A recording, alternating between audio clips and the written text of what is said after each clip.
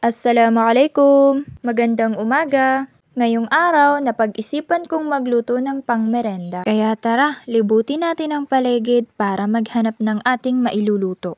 Pagkatapos kong magwalis at maglinis ng bahay, naisip kong magluto na lang ng pangmerenda. Kaya bababa ako dyan para mamiktima ng kahit anong makikita nating farm ni Ume. Pagkain kasi ang nasa isip sa tuwing walang magawa. Buti na lang maraming tanim dito sa paligid. Nasa tabi lang kasi ng bahay ang mga tanim ni Ume. Ayan, nasa ilalim na tayo ng puno ng marang. Buti sana kung may bunga pero wala pa. Hindi ko alam kung kailan yan magkakaroon ng bunga. Ayan, nandito na tayo sa may mga saging. Wala kasing ibang tanim dito maliban sa saging. Ito yung mga saging na nadaanan natin nung nakaraang video natin. Ang bagal kasi maging hinog, nainip ako kaya titirahin ko na. Kailangan natin gumamit ng malakas na puwersa para maitumba yan. Kaya susubukan natin kung kakayanin ba natin. Ayan, maitutumba na natin, kaya alhamdulillah makakapagluto na tayo ng ating pangmerenda. Ayan, napitas na natin ang kanyang bunga, kaya babalatan muna natin bago tayo umuwi para hindi na tayo magtatapon ng basura pagdating natin sa bahay at agad na tayong makapagluto.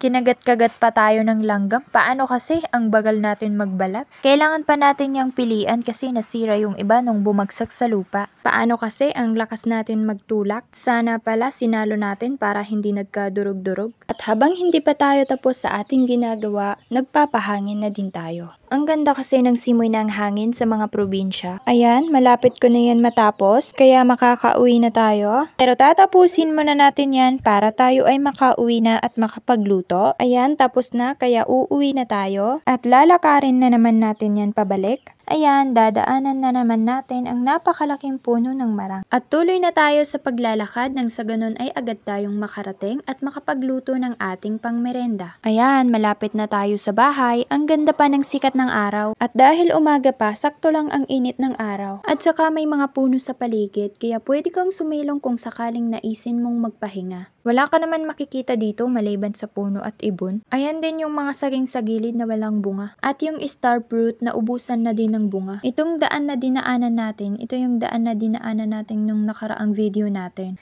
Ayan, dumating na tayo ng bahay kaya huhugasan natin ang ating binalatang saging at tsaka natin hihiwain ng maliliit. At pagkatapos natin dyan, pwede na nating iprito. At syempre, paiinitan muna natin ng mantika saka natin ilagay. At pagkatapos nating ilagay, paghahalo-haloin natin at hihintayin natin ng ilang minuto hanggang sa maluto. Ayan, luto na kaya tatanggalin natin sa mainit na mantika at ilalagay naman natin ang asukal para matunaw. Ayan, nilagay na natin kaya hintayin muna natin hanggang sa matunaw saka natin ilagay yung saging. Halu-haloin muna natin. Ayan, natunaw na kaya pwede na natin ilagay yung saging. Halu-haloin muna natin hanggang sa dumikit yung natunaw na asukal sa ating saging. Pagkatapos niyan, pwede na natin ilagay sa ating lalagyan at ihanda sa ating pamilya. Masya Allah, nakagawa tayo ng napakasimpleng pangmerenda. Ayan, tapos na at nailagay na natin sa ating lalagyan. Alhamdulillah, may pangmerenda na tayo ngayong araw na ito. Pwede rin kayong gumawa gaya nito na napakasimpleng pangmerenda para ihanda sa inyong pamilya.